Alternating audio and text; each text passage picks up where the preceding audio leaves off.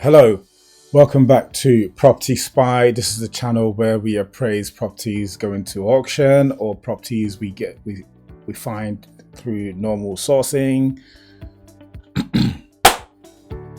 Hello, welcome back to Property Spy. This is the channel where we appraise properties on the market as investors, beginner to intermediate level, and we look at the different strategies you can use to purchase a property and the different prices that potentially you could offer on a specific price that's always based on your strategy.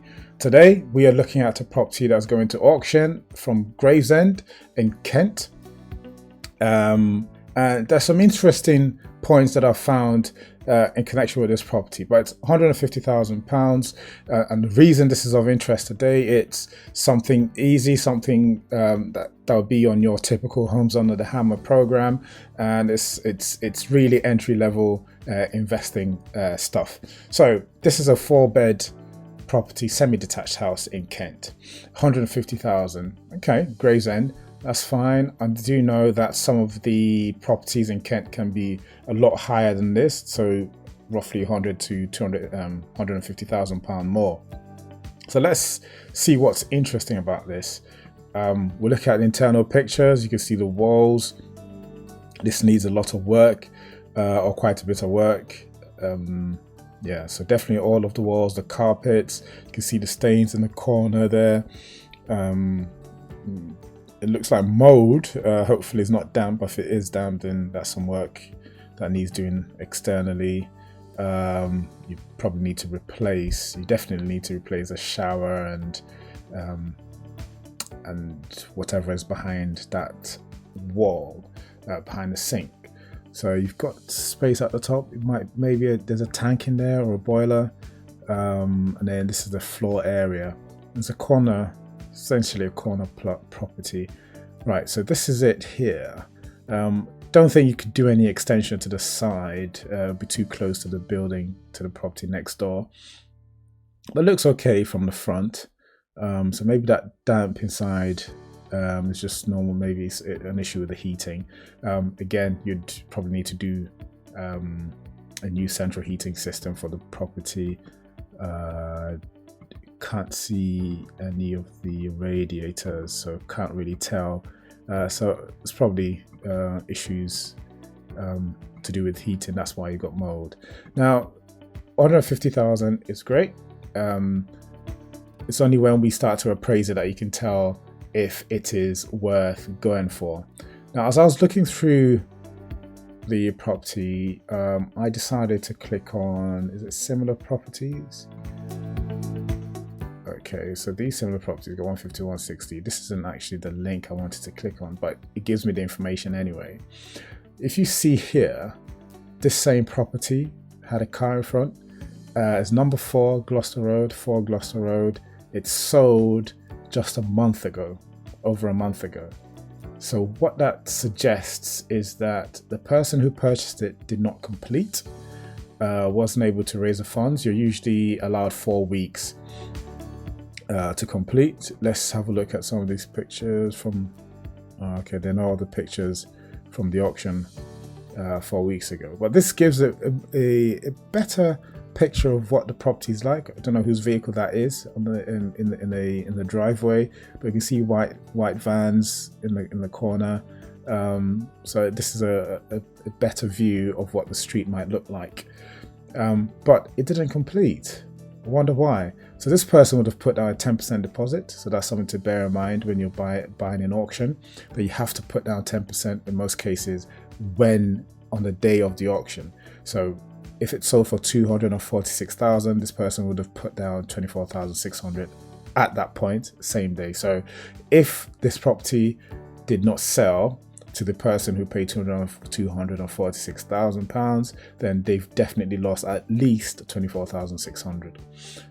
It could have not completed for any number of reasons. It might be that when they went to raise finance, that they couldn't raise a mortgage, or if they were doing bridging, they had to raise a lot more equity or put a lot more equity into the purchase, up to 30%, 40% equity, and then you have to include all the searches and the cost of the searches, the cost of the legal fees and stuff So it can cost quite a bit for this sort of property. And then after you purchase, you do need money to modernize the property. So that's something to bear in mind if you're looking at properties in auction. Try and do as much research as you can and understand why that property is an auction. I mean, this doesn't tell us the initial reason it was put into auction in the first place, but we do know that someone's tried buying and wasn't able to complete. But they were prepared to offer £246,000 for the property. Were they not able to raise a mortgage for that reason, because it was too high? We shall find out. So with that in mind, we'll go DA12 5JY. So let's have a look on valapp. This is a tool that I use to appraise deals. So DA12 5JY. This would be okay. Let's start stacking. I'm logged in already. Add new appraisal. DA12 5JY. Good. What was it? It was number 4. Okay. It's a house.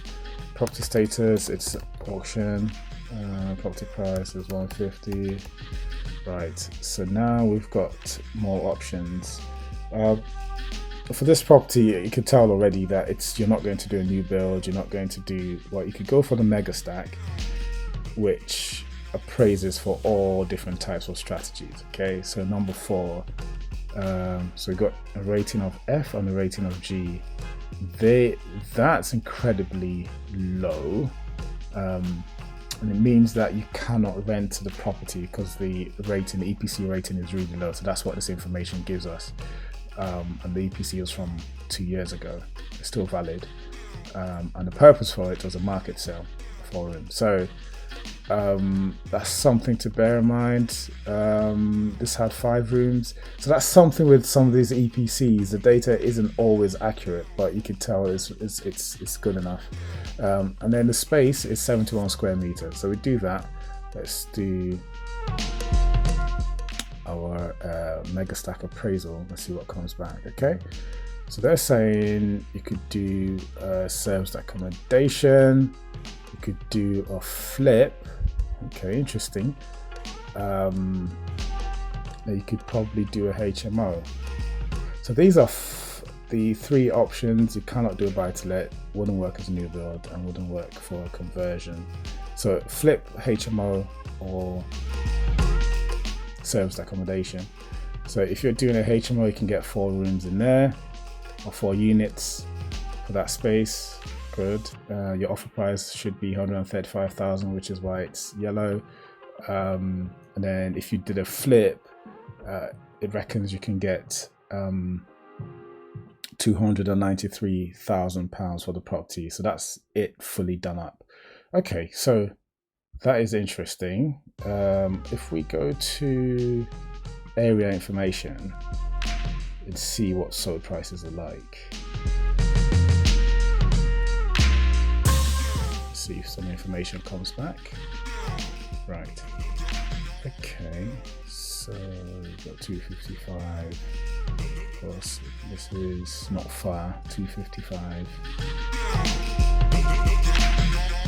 Okay.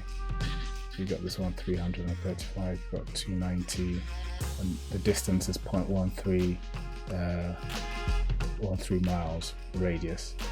So you can see that yes, there are prices that suggest that there is an opportunity there. Perhaps there's nothing on the street, but within a short distance of the property, you can definitely get a property or a market achieve a value of 255,000. It goes up and up and up. So, and these ones are terrace. Here's semi-detached, and semi-detached command 290 to 300. So these are sold prices. So that's really good. The other thing to look out for is what demand is like. So let's check out what the demand is like. Days on the market, 30 days, average sales per month, 7 turnover per month, 100%. So everything going on the market on that area is selling. So it's a seller's market. So that's brilliant. So With that in mind, you'd have a look at this property, and one would say that if you achieve 150,000 in the room, then it is worth pursuing, provided you've looked at how much it will cost to complete the purchase and how much it will cost to do the fix up the property and do everything you need to do. If you're able to get 290,000, that's 140,000 margin, which isn't bad. Obviously that's not what ends up in your pocket, because you have to sort out the stamp duty. Actually, you may not have to pay stamp duty because it's 150,000. You have to sort out the legal fees and any fees you've paid in acquiring the property, and yes, your finance rate and stuff like that. So this one's a good one to look at, and if it's something that you are interested in and you want some assistance, do get hold of us. Go on our website, just send a message through chat, and we can be of assistance if that's required. So thank you very much for listening and for watching. So even though the property didn't sell in the auction last month, 246,000 is definitely too much. If you think about it, if all you can make from this property is 299 or 293,000 according to valapp, and you're paying 240 something thousand for it, you'd pay stamp duty, I think you pay stamp duty over the threshold these days, but you have all your costs and all your fees. When you sell it, you have costs and fees for disposal, so it's the margins are just not there, and it's not worth doing that amount of work for such a price. Now the other problem is the person who paid 246,000 and didn't complete. If you go in the room and purchase it for 150,000, the vendor could actually pursue the previous purchaser for the balance, for the difference. So between 150 and 246, was that 96,000 roughly? Yes, so they would be on the hook potentially for that money. So you've got to be careful when you're going to auction. Clearly, this video is for information only. It is not investment advice. It's not any sort of advice. And if you're going to bid on a property or offer on a property in auction, make sure you've got your finances sorted out. Make sure you understand the figures. Make sure you do the figures, and you are clear on what your limit is and what you can achieve. And if you need assistance valuing or stacking any of these deals, do get in touch with us at valapp. Thank you very much, and happy investing.